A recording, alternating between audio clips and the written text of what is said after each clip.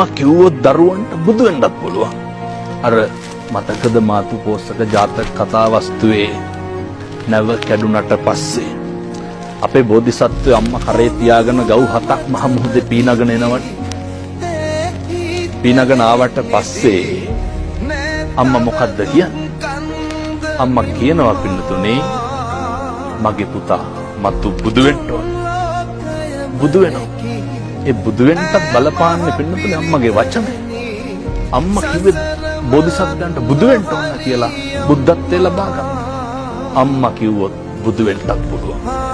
මේ 21 වන සියවසේ මේ තාක්ෂණය කොච්චර දියුණුද කියනවා නම් මේ පප්පු කැවුතුක් මා වකුගඩු ගලවලා හයි කරන කාලේ මේ අඟහරු වලට මිනිස්සු ඇතුව හෝ නැතුව යාන වාහන යනවා.